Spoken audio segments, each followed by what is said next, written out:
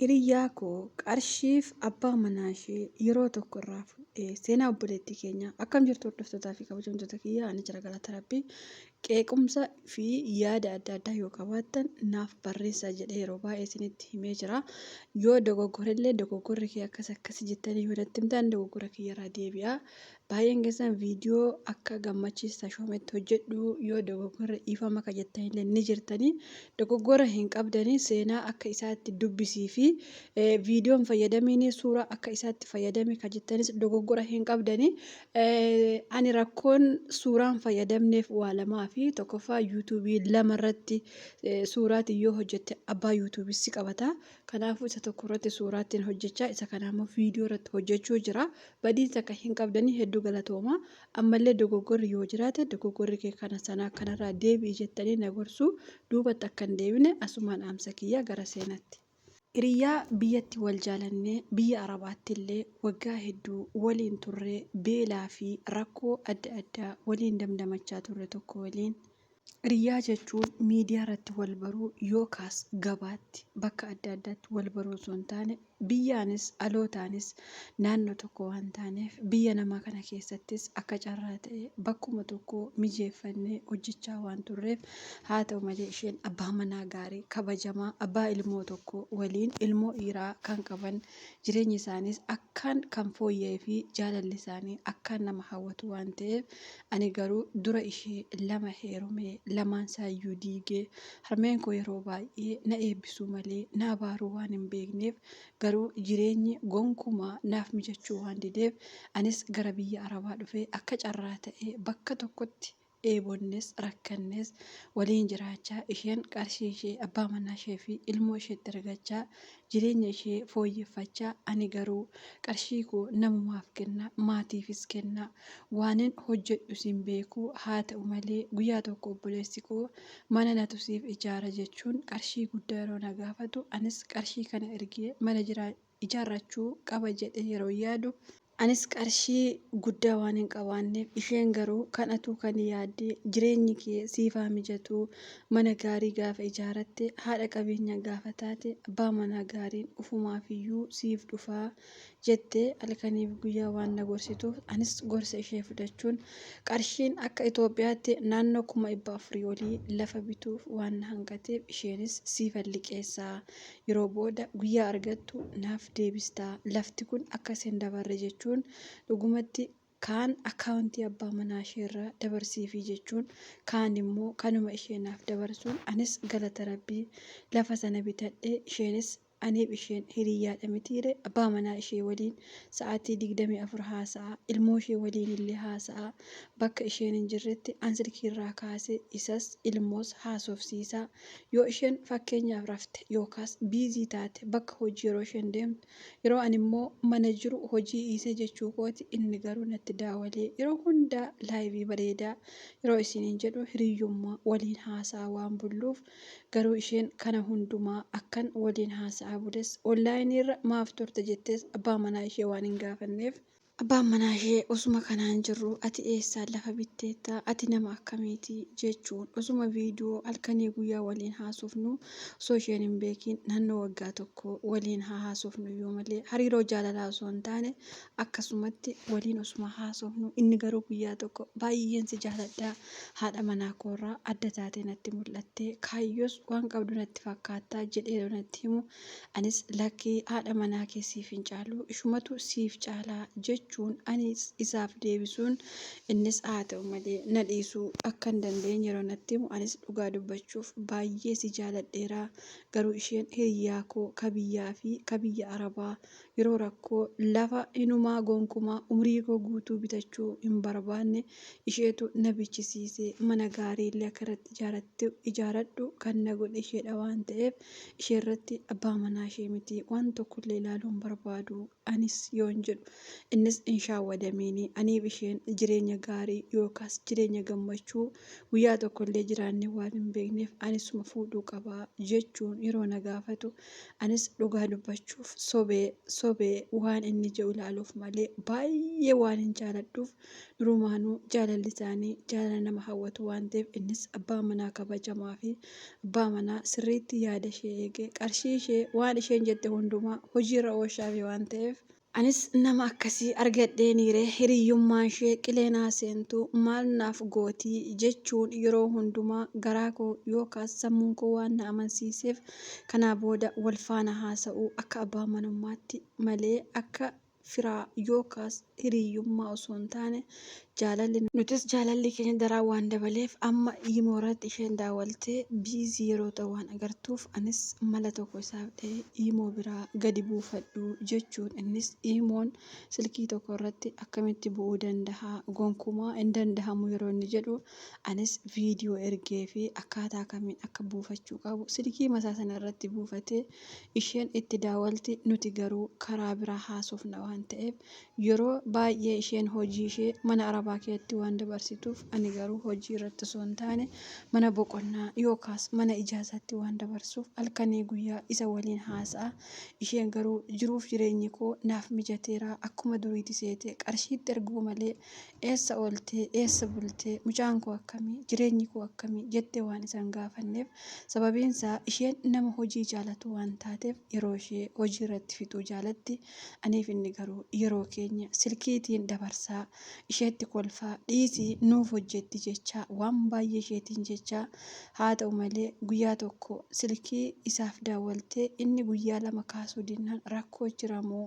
jettee kallattii yeroo qarshii guuttattee daawwaltu innis maaf na cinqitaa hojii hin qabduu deemii hojii arabaa hojjedhu maal naaf gochuuf natti daawwaltaa jedhee yeroo isheef deebisu isheenis baay'ee aartee akkamittiin akkas naan je'a duroo akkas naan je'een beeku jechi akkanaayyuu eessaa dhufee jechuun mana arabaatii hin hojjedhu jettee baatee bakka ani jiru yookaas manuma duraan teenyuuftee guyyaa lama boossee abbaan manaa koo jecha isa keessaa agahee hin beekne har'a natti dubbatee hojii mana arabaayyuu hin hojjedhu inni durumaanuu silkii argina waliin haasa'uu didee bubbuleeraa ani biizii ta'ensee malee jettee yeroo isheen natti himattu. Anis dhiiratti daawwalanii biizii gochuun faayidaan qabu hojii keetti jabaadha yeroon jedhu isaan birrii 400 narraa qabu mitiire isheenis qarshii keenya naaf kennii nan galaa jettee yeroo na gaafattu anis isatti yeroo himu innis qarshii ishee gonkumaan kenniinii fi 400 calluma jedhee ani si fuudha malee ishee hin barbaadu jechuun inumaa qarshii maal narraa qabdaa ani abbaa manaa keerraa fuudhe malee sin beeku yeroon isheetiin jedhu isheenis quraana qabbunaaf kakadhu. Yaa Rabbii akkamittiin nama akkamiinatti qabdee aniifati hiriyyaa yeroo ijoollummaarraa kaafnee hamma har'aatti illee hireen biyya namaa walitti nu fiddee har'a garuu qarshii 400 nagantaa yeroo isheetiin jedhu deemii sammuu kee fi abbaa manaa kee gaafu jedhee isheerraa adda bahee bakka ijoollee biraatii mana kireeffadhee hojii koo kushinaa arabaa keessaa hojjechuu osoo hin taane ammas onlaayiniimaan isa janaajanu waan ta'eef innis yeroo gabaabaa keessatti akkan galuu waan na gaafateef. Anis galee sargii ajaa'ibaa godhannee viidiyoo dhugaa dubbachuuf wanta akkasoo isheen hin beekiin viidiyoo qofaa gaafa itti arginu isheenis baay'ee maraattee boossee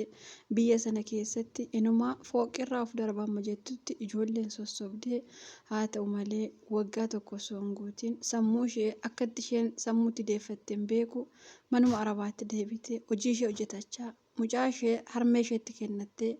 Abbaa biraa fuutee jechuu kooti lola meeqaan dhufanii fudhatanii anis abbaa manaa koo yookaas abbaa manaa hiriyyaa kootiin dhiisii mucaa maatti gootaa nu cinquu malee maaf nuuf godhaa nurraa haa deemu jechuu yeroo itti himu innis mucaa achi geessee haa ta'u malee isheen qabeenya waan tokko maqaa isheettiyyuu waan hin qabaanneef anis mana ishee keessa naannoo ji'a 8 yookaas baatii 8 jiraachaa yeroon ulfa ta'ee abbaa manaa qoofanii baay'ee tokko gammannee mucaa arganne iddoo jennetti mucaan keenya baatii 9 osoo hin guutiin ji'uma 8 sana keessa mucaan durbaa alattee battalumaa yeroo duutu ammas kuni kennaa rabbiiti jennee haa ta'u malee naannoo ijoollee 4-5 akkaataa kanaan ulfaa'u malee harkatti baachuun gonkumaa waan na dideef imimmaan harcaasuu yookaas waggaa waggaan akkuma nama ulfaahee harkatti baachuu dhabuun baay'ee waan na gaddisiiseef abbaan manaa koos ati abaarsa qabdamuu maalinni jechuun anoo hin beeku. Waanin mucaa harkatti baachuu dadhabee haadhuma manaa keetu na abaare natti fakkaate yeroo jedhu innis isheen maal si abaarti ati durumti kee abaaramtuu natti fakkaata jechuun manan duraan bite yookaas lafa ani qarshii isaanii 400 bite sun innis deebisee yeroon ijoollee 3 yookaan haga 4-5 garaatti na hafuu malee harkatti baachuu yeroon dadhabu sana innis qabeenya qixxee galuu qabnaa yookaas maqaa kootti mallatteessii jedhee waan na gaafateef anis maattan godharee atuu mana kana fakkaatu keessa na jiraachistee jechuun manan itti rakkadhee humna koo hagana baasee obboleessi koo itti rakkatee ijaare battalumaan maqaa isaatti galgashuun innis erga maqaa isaatti galgashee booda ati abaaramtuudha narraa bahee jedhe yeroo natti himu anis akkamitti akkas naan jettaa qarshii koo hamma kana hoo mana koo yeroon jedhu deemii mana seeraatti na gaafadhu jechuun anis maal jedhee gaaffaree rakkoo koo damdamadhee naannoo ijoollee 6 ulfaa'ee harkatti baachuu erga waan na dideef baay'ee ergan cinqamee booda mana maatii koo naannoo waggaa tokko taa'ee biyya arabaatti yeroon deebu isheenis baga quuftee waan deemteefis baga gammaddee galanni kan rabbiiti anammallee hojii koorra jira jechuun baay'ee tokko garaa na gubdee hinumaa naannoo waggaa amma kanaa hojjetattee qarshii maatii ishee irratti ergattee magaalaa Finfinnee keessatti jireenya ka duraanii caalaa fooyyeffattee waan jirtuuf anis mataan koo ganna cabee biyya arabaatti yeroon deebi'e ishee dubbisuu miti dhiifamallee ishee gaafa jedhee silkii yeroo itti daawwalu bilookii na goote waan jirtuuf anis baay'ee gubadhee abbaa manaa ishee itti daawwalee jaarsummaa bitaaf mirgaan itti baasee mana kan koos kan ishees qabeenya hundaa kan jiru maqaa isheetti galgashuun gara biyyaa akka isheen galtu gaafate amma galuuf qophiirra akka isheen jirtu namarraa waa hin dhagayeef haa ta'u malee waa isin gaafachuu barbaadaati mana koo fuudhee maqaa isheetti waan deebisee jiruuf mee akkam yoon godhe irraa fudhachuu danda'a rakkoon maalii mana kan koo laachuufiin maaliif barbaachisee jedhee namoota yeroon gaafadhus namni deebii naa ta'u tokkollee waan dhibeef isin garuu yaada keessan naaf qoodaa mana koo fi mana ishee inni maqaa isheetti waan deebiseef akkam godhee fudhachuu danda'a maaloo ijoolleen biyya namaa yookaas kushinaa namaa keessa akka koo gubachaa jirtan yaada keessan naaf qoodaa isin eegaa galatooma itti obboleettiin keenya. Seenaa obboleettii keenya dhageessanii kaatanii seenaa kennuu erguuf hedduu galatoomii irraa barannaa wanti irraa baratamus jira. Hordoftootaa fi kabajamtoota kiyyaa yaada isheen jette kanarratti yaada keessan qooduu fi hin dagatina. Anis akka nama tokkotti yaada kana raabbee waan qooduuf yoo jiraate fakkeenyaa fi abbaa manaa namaa yookaas nama nikaa walirraa qabutti gaafa heerumnu namni sun tarii booddeetti walitti deebi'uu waan danda'uu fi daddafnee qabeenya keenya maqaa isaatti galagashuun dogoggoraa lammaffaa immoo ati waan jettee gaafattu hin jiru an akka yaada kiyyaatti beeki warri kaan yaada isaanii sii qooduu danda'u hordoftoonni kiyyaa an akka yaada kiyyaatti osoo gaafachuu iftee natti tola seerrillee kana siin deeggaru sababiin isaa inni manni maqaa isaatti waan jiruuf haadha manaa isaatti deebisee lammaffaa immoo lafti qixxeetti yoo ka isaaniitiin bittee lafti ka bitte qarshii isaaniiti